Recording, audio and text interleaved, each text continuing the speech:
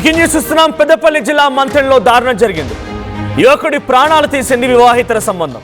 భార్యతో వివాహేతర సంబంధం పెట్టుకున్నాడనే సమాచారం తెలుసుకున్న భర్త ఏకంగా భార్యని వాడుకొని ఆ ప్రియుడిని రప్పించి చాలా దారుణంగా హతమార్చాడు.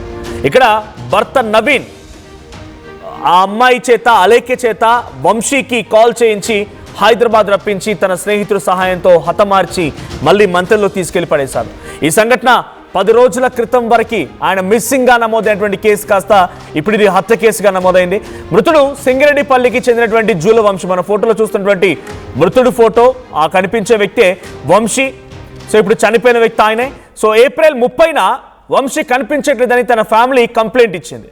అయితే ముందుగా మిస్సింగ్ కేసు ఆధారితంగా వంశీ పోలీసులు కేసు నమోదు చేసుకున్నారు. ఆ తర్వాత వంశీని హత్య చేసినట్టుగా పోలీసులు గుర్తించారు.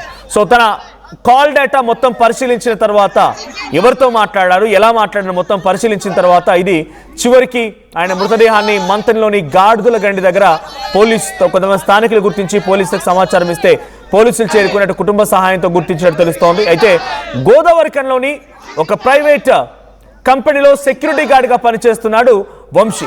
ఓ ప్రైవేట్ సెక్యూరిటీ గార్డ్గా పనిచేస్తున్నాడు వంశీ. అయితే తన గ్రామానికి సంబంధించినటువంటి అలేఖ్య అనేటువంటి ఒక అమ్మాయితో వంశీకి గతంలో ప్రేమ వ్యవహారం ఉండేది.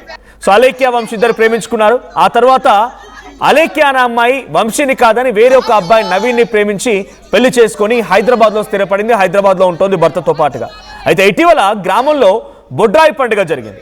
సో బొడ్రాయి పండుగ జరిగింది. సింగరెడ్డిపల్లి గ్రామానికి వచ్చింది అలేఖ్య. దీంతో మళ్ళీ ఆ అలేఖ్య అండ్ వంశీ మధ్య పరిచయం ఏర్పడింది. సో ఈ పరిచయం కాస్త మళ్ళీ రెగ్యులర్గా ఫోన్స్ మాట్లాడుకోవని జరుగుతున్న క్రమంలో ఇది గమనించిన భర్త నవీన్ మళ్ళీ అలేఖ్యపై అనుమానం వ్యక్తం చేస్తూ కొంత తనని రెక్కించేయడంతో ఇది ఫోన్ కాల్ మాట్లాడుతోంది, వంశీతో మాట్లాడుతానని గమనించాడు భర్త. దీంతో అలేఖ్య వంశీ ఫోన్లో మాట్లాడుకోవడం గమనించిన నవీన్ అలేఖ్యతో ఫోన్ చేయించి వంశీని హైదరాబాద్ రప్పించాడు.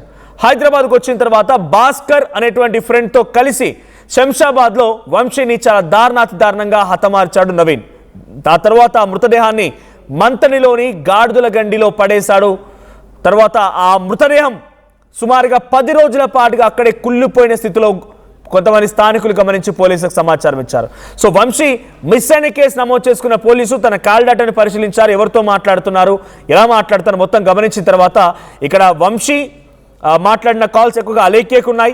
సో అలేఖ్య భర్త అండ్ మరో ఫ్రెండ్ని ముగ్గురిని విచారించిన తర్వాత ఈ విషయం బయటపడినట్టుగా పోలీసులు చెప్తున్నారు. ఒకసారి అక్కడ ఆందోళన చేపడుతున్నారు. ఎక్కడైతే ఆ మృతదేహం లభించిందో ఆ మృతదేహం దగ్గరే ఆందోళన చేపడుతున్నారు లభించిన చోట స్థానికులంతా. సో అటు నిందితులు కూడా కఠినంగా శిక్షించాలని డిమాండ్ చేస్తున్నారు. ఒకసారి ఆ వీడియో చూద్దాం.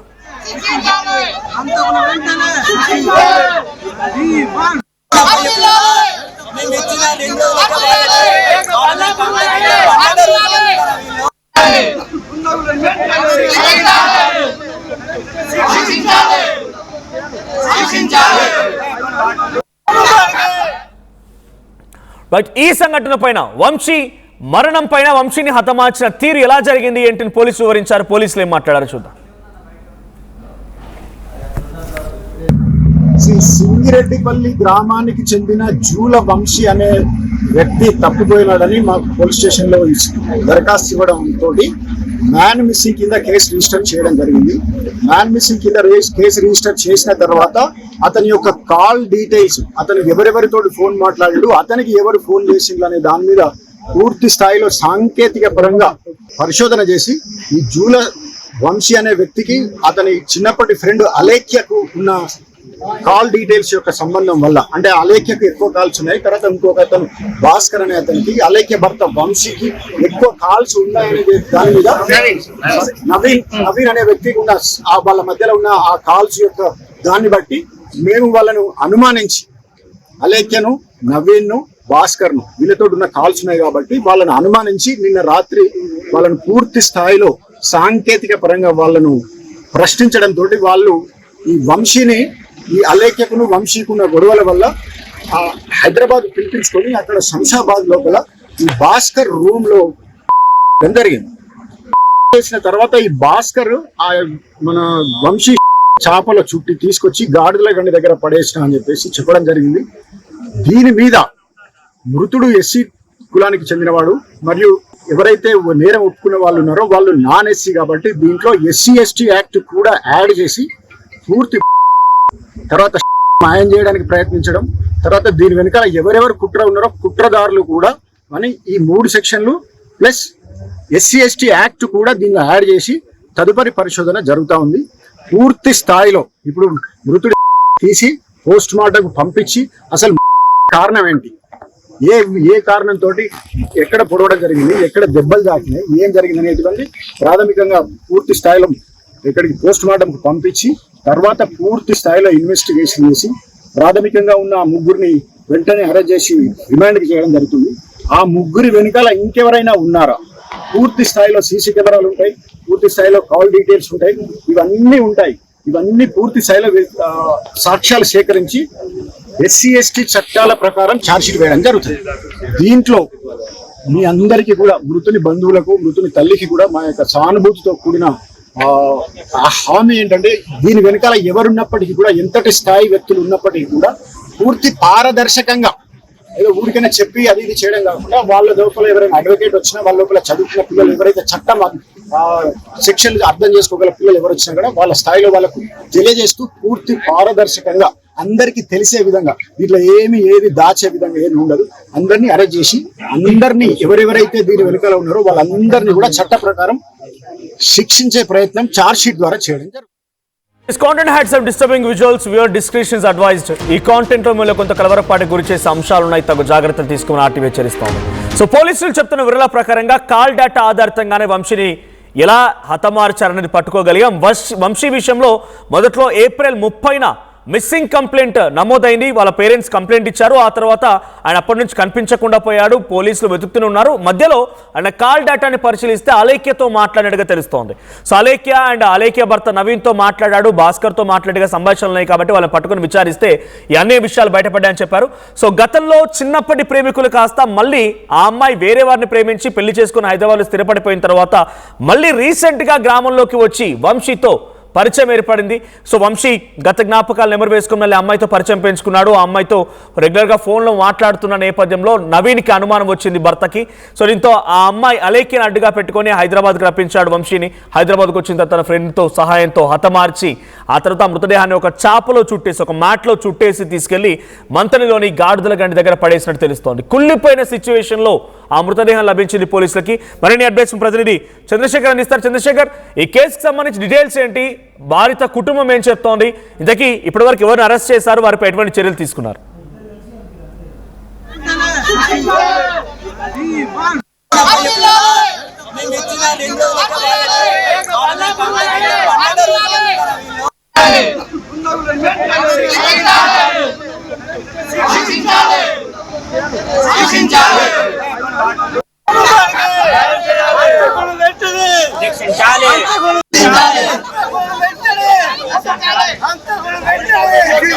రైట్ చంద్రశేఖర్, ఏం జరిగింది, కేసు సంబంధించి డీటెయిల్స్ ఏంటి, ఇప్పటి వరకు ఎటువంటి చర్యలు తీసుకున్నారు ఆ నిందితుల పైన, అండ్ బాధిత కుటుంబం ఏం డిమాండ్ చేస్తోంది? పెద్దపల్లి జిల్లా రామగిరి మండలం సింగిరెడ్డిపల్లికి చెందినటువంటి ఈ ముగ్గురు మిత్రులకు సంబంధించినటువంటి వ్యవహారము, ఆ తర్వాత ప్రేమ వ్యవహారము ఈ వంశీతో బెడ్స్ కొట్టడంతో మరో యువకుడిని అతని ముగ్గురు క్లాస్మేట్స్ దానిలో భాగంగా మరి నవీన్ అనేటువంటి వ్యక్తిని వివాహం చేసుకుని అలేఖ్య హైదరాబాద్ లోనే ఉంటున్నటువంటి పరిస్థితి. దీనిలో భాగంగా ఇటీవల మళ్ళీ పాత పరిచయాలు కొత్త పుంతలు తొక్కుతున్నాయనేటువంటి అంశం అనుమానంతో నవీన్ వంశీని అలేఖ్యతో కాల్ చేయించి పిలిచినట్టుగా కాల్ డేటాలో పోలీసులు గుర్తించడం జరిగింది. దీనిలో భాగంగా భాస్కర్ అనేటువంటి మరో వ్యక్తి శంషాబాద్ ప్రాంతంలో ఉంటారు. ఆ ప్రాంతంలోకి సంబంధించి రూమ్లో అత్యంత దారుణంగా హతమార్చారని చెప్పేసి బాధితుని తరపున బంధువులు చెప్తున్నారు. అలాగే పోలీస్ అధికారులు సైతం ప్రాథమికంగా విచారణ జరిపారు. పోస్ట్ మార్టం నివేదిక తర్వాత పూర్తి చర్యలు తీసుకుంటాం, ఎవరికి ఎలాంటి అనుమానాలు వద్దు, ఖచ్చితంగా ఎస్సీ అట్రాసిటీ కేసు నమోదు చేశాము, శవాన్ని మాయం చేయడము, అలాగే మర్డర్ కేసు, ఇవన్నిటి అంశం పైన దీనిపైన ఎవరెవరు ప్రత్యక్షంగా పరోక్షంగా సహకరించారో వారందరిపైన చర్యలు ఖచ్చితంగా తీసుకుంటాం. అంతవరకు మీరు ఓపిక పట్టాల్సిందే. ఛార్జ్ షీట్ పక్కాగా ఎవరికైనా కానీ మీ తరపున ఎవరు వచ్చినా మేము పూర్తిగా క్లారిటీగా వివరించడానికి సిద్ధమని చెప్పి పోలీస్ అధికారులు సంధానించడం జరిగింది. మనోజ్ దీనిలో పెద్ద ఉద్రిక్తతకు దారి చేసింది. ఎందుకంటే గత నెల 29న ఇంటి నుంచి వెళ్ళినటువంటి వ్యక్తి 30న మిస్సింగ్ కేసు నమోదైంది గోదావరిఖని 2 టౌన్ పోలీస్ స్టేషన్ లో. దీనిలో ఏం చేస్తున్నారు, ఏమైంది, జాలవంశీకి ఏమైంది, ఎక్కడికి వెళ్ళాడు అనేటువంటి కోణంలో పూర్తిగా సమాచారం సేకరించేటువంటి పనిలో పడ్డటువంటి నేపథ్యంలో దాదాపు 10 రోజుల తర్వాత గాడిదలగండి మంథని ప్రాంతంలోని గాడిదలగండి ప్రాంతంలో కుళ్ళిన స్థితిలో ఆ మృతదేహం లభ్యమైంది. దీంతో ఒక్కసారిగా ఆ ఉద్రిక్త పరిస్థితికి దారితీసినటువంటి అంశంగా చెప్పుకోవచ్చు. దీనిలో ఖచ్చితంగా ఎవరెవరు ఉన్నారు, దీనిలో అందరికీ కఠిన శిక్ష పడేలా చర్యలు తీసుకుంటున్నామని చెప్పేసి ఏసీపీ రమేష్ హామీ ఇవ్వడంతో ఆందోళన కాస్త విరమించడం జరిగింది. ఖచ్చితంగా మీరైతే చర్యలు తీసుకోకపోతే మా ఆందోళన ఖచ్చితంగా కొనసాగిస్తాము, దీన్ని వదిలిపెట్టే ప్రసక్తే లేదని చెప్పేసి హెచ్చరికలు జారీ చేస్తున్నారు బాధిత కుటుంబ సభ్యులంతా కూడా. రైట్. సో అటు నిందితులకు సంబంధించి వారిని అదుపులోకి తీసుకున్నారా? ఖచ్చితంగా వాళ్ళ కాల్ డాటా సేకరించారు, అదుపులోకి తీసుకున్నారు. అదుపులోకి తీసుకున్న తర్వాత సమగ్రమైనటువంటి విచారణ చేపట్టారు. దానిలో ఇంకా పూర్తిగా ఆన్ రికార్డ్ వాళ్ళు మనకి క్లారిటీ ఇవ్వలేదు. కాకపోతే నిందితులను త్వరలోనే పట్టుకుంటాము, మేము సమగ్రంగా దర్యాప్తు జరుపుతున్నాం, ఏ ఒక్కరిని ఇందులో ఇన్వాల్వ్ అయినటువంటి ఏ ఒక్కరిని వదిలిపెట్టే ప్రశ్నే లేదు అని చెప్పేసి పోలీస్ అధికారులు స్పష్టం చేస్తున్నటువంటి పరిస్థితి Manoj. Right, thank you Chandrasekhar. So మొత్తంగా అక్కడ నిందితులకు సంబంధించి కూడా అదుపులోకి తీసుకున్నారు అన్నట్టుగా తెలుస్తోంది. But as of no clarity. Police కూడా ఇంకా అఫీషియల్గా అనౌన్స్ చేయాల్సి ఉంది. బట్ అక్కడ జరిగినటువంటి సంఘటన నిజంగా చాలా దారుణమని చెప్పాలి. 10 రోజుల క్రితం మిస్ అయిన మనిషి చివరిగా ఒక చాపలో చుట్టేసి కుళ్ళిపోయిన సిచ్యువేషన్లో ఆ కుటుంబం ఆ వ్యక్తిని చూడాల్సి వచ్చింది. దీనికి కారణం ఒకటే, వివాహిత సంబంధం. ఇక్కడ అలేఖ్య అనే అమ్మాయి అదే గ్రామానికి సంబంధించిన వంశీతో ప్రేమ వ్యవహారం కొనసాగించింది. ఆ తర్వాత ఏం జరిగిందో తెలియదు. మళ్ళీ నవీన్ అనే వ్యక్తిని ప్రేమించి పెళ్లి చేసుకుని హైదరాబాద్లో స్థిరపడ్డారు. ఆ తర్వాత అలేఖ్య ఇటీవల కాలంలో మళ్ళీ అక్కడ ఒక చిన్న గ్రామంలో పండగ జరిగితే వచ్చి అక్కడ మళ్ళీ వంశీతో కలిసింది, వంశీతో మళ్ళీ మాట్లాడడం మొదలుపెట్టింది. సో ఇవంతా గమనించిన భర్త నవీన్ ఇప్పుడు పక్కా స్కెచ్ వేసి ఆ అమ్మాయితోనే రప్పించుకొని చాలా దారుణంగా శంషాబాద్ సమీపంలో హతమార్చి ఇక్కడి నుంచి ఆ మృతదేహాన్ని మంతినికి ఎలా తీసుకెళ్ళి అర్థం చేసుకోండి. ఇక్కడి నుంచి ఆ మృతదేహాన్ని ఎంత ధైర్యంగా ఎంత గంభీరంగా ఈ మృతదేహాన్ని హైదరాబాద్ శంషాబాద్లో హతమార్చి మళ్ళీ మంతనికి తీసుకెళ్లి మంతల్లోని గాడిదలగండి దగ్గర ఆ మృతదేహాన్ని పడేసి పరారైపోయాడు. సో 10 రోజులైనా వంశీ ఆనవాళ్ళు దొరకలేదు. 10 రోజుల తర్వాత నిన్న వంశీ చనిపోయి ఆయన మృతదేహం కుళ్ళిపోయి ఆ కుటుంబానికి లభించింది. సో మొత్తంగా ఈ సంఘటన కొంత ఆందోళన గురి చేస్తోంది. అక్కడ బాధిత కుటుంబం కూడా ఆందోళన వ్యక్తం చేస్తున్నారు, వారంతా నిరసన వ్యక్తం చేస్తున్నారు. సో నిన్న జరిగిన సంఘటన ఒక్కసారిగా మంతని మండలంలో ఒక్కసారిగా అందరినీ కూడా షాక్ గురి చేసింది, భయానికి గురి చేసింది. ఒకసారి మళ్ళీ ఆ పోలీసులు కూడా అక్కడికి చేరుకొని ఆ ఆందోళనకారుల్ని పంపించే ప్రయత్నం చేస్తున్నారు. ఆ విజువల్ చూద్దాం. సంతోష్ కుమార్ సన్నాఫ్ శంకరయ్య, మా యొక్క గ్రామము సింగరేట్పల్లి జల్లారము. మా యొక్క తమ్ముడైనటువంటి జూల వంశీ సన్నాఫ్ శంకరయ్య ఆ తేదీ 29 ఏప్రిల్ బుధవారం అనుకుంటా, ఆ రోజు ఇంట్లో మామూలు ఏదో ఫంక్షన్ వెళ్తున్నాడని మా యొక్క అమ్మగారికి చెప్పి వెళ్ళిపోవడం జరిగింది. కానీ వాడు వెళ్ళిన అమ్మాయి నైట్ అంతా ఫోన్ చేసి హైదరాబాద్కు రప్పించుకొని వీడిపై దాడి చేసి వీడి దగ్గర ఉన్నటువంటి డబ్బులు అనేటివి కూడా ఉన్నంతసేపు వాడుకొని ఆ యొక్క డబ్బులు కాజేసిన తర్వాత వాళ్ళ భర్తకు తెలిసిన తర్వాత భర్త ఉన్న ఈ యొక్క అమ్మాయి వీడితో పాటు మన యొక్క పోలీస్ స్టేషన్ లో ఇచ్చినటువంటి 3-4 కలిసి వాళ్ళ రూమ్ లో దారుణమైనటువంటి చేసి ఇక్కడ హైదరాబాద్ నుంచి ఆ యొక్క కార్ లో ఇక్కడ తీసుకొచ్చి ఇంత దూరం కనీసం 500-300 కిలోమీటర్లు తీసుకొచ్చి ఇక్కడ వేయడం జరిగింది. మేము పోలీస్ స్టేషన్ లో వీడు మిస్ అయినటువంటి 2 days కే మేము అక్కడ నమోదు చేయడం జరిగింది FIR లో. కానీ పోలీసు వాళ్ళు ఆ రోజు నుండి అంటే కనీసం 12 days అవుతుంది, ఒక వ్యక్తి 12 days అవుతుంది, వాళ్ళ పైన అనుమానం ఉండదని కూడా చెప్పినా కూడా వాళ్ళ మీద ఎలాంటి ఇంట్రాగేషన్ చేయకుండా దొరుకుతాడు మమ్మల్ని మభ్యపెట్టి మా యొక్క సహనం అంతా కోల్పోయేదాకా చేసి ఆ యొక్క డబ్బులకు మరి ఏ విధమైనటువంటి రాజకీయాలకు అతీతంగా వాళ్ళు లొంగిపోయిందో తెలియదు, కానీ వీడిని మాత్రం వాళ్ళు మాయం చేయడం అనేది జరిగింది. కాబట్టి దళితులపై అనేది కంపల్సరీగా ఖండించాలి. మాకు వాళ్ళకి సంబంధించినటువంటి FIR లో A1 A2 ఎవరెవరు అనేది మాకు పూర్తి సమాచారంతో ప్రతి ఒక్క కంప్లీట్ పేపర్ లో FIR అనేది నమోదయ్యేదాకా ఈ యొక్క అనేది ఇక్కడ తీసుకెళ్ళము. మంగళవారం నైట్ నుండి మా తమ్ముడికి ఫోన్లు చేసింది. ఫోన్లు చేసి పైసలు కూడా ఆయన దగ్గర లేవు, 1 రూపాయి కూడా లేవు ఆయన దగ్గర. ఆయనకే డబ్బులు కొట్టిపిచ్చి దాని భర్త దాని ఎవరెవరు ఉన్నారో వాళ్ళందరూ పిలిపించి అట్లా ఇక్కడ వారేసింది. మేము 11 రోజులు అయినా పోలీస్ స్టేషన్ పోలీస్ స్టేషన్ కొంటి నా పిల్లలను విడిచిపెట్టి నా భర్త విడిచిపెట్టి నేను ఇక్కడికి వచ్చి భూపాలపల్లి ఉండాలి ఇక్కడికి గోదరకానికి వచ్చి నేను పొద్దున అంటే సాయంత్రం అంటే పొద్దున ఎర్రటెండలు ఎప్పటికీ నేను తిరుగుకుంటూ ఉన్నా పోలీస్ స్టేషన్ లో. పోలీస్ స్టేషన్ ఇప్పటికే 24 గంటలు పోలీస్ స్టేషన్ లోనే కూర్చున్నా. పేరు కూడా చెప్పిన అదే కూడా పోలీసు వాళ్ళు చెప్పిన. హైదరాబాద్ లో మీ సిగ్నల్ వచ్చిందమ్మా, నేను ఫోన్ చేసిన. నేను హైదరాబాద్ నుండి మీ సిగ్నల్ వచ్చింది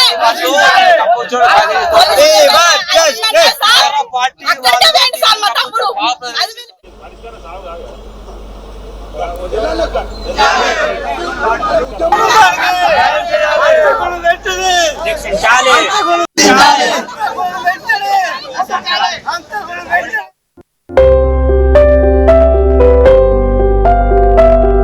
చిన్న చిన్న ఆనందాలు 35 ఏళ్లుగా నా జీవితంలో లేవు. 35 ఏళ్లుగా నేను డైపర్లలో బ్రతికాను. 6 సెంటీమీటర్ల ఫిస్టులా నా మూత్రాశయంలో లీక్ కారణమైంది. ఎవరూ నాకు సహాయం చేయలేకపోయారు. ఏఐఎన్యూలో వైద్యులను కలిసే వరకు అక్కడ వారు రోబోటిక్ శస్త్రచికిత్సతో నాకు పరిష్కారం ఇచ్చారు. వారు నా ఆత్మవిశ్వాసాన్ని కూడా తిరిగిచ్చారు. Precision care makes it possible. The Center for Robotic Surgery at AINU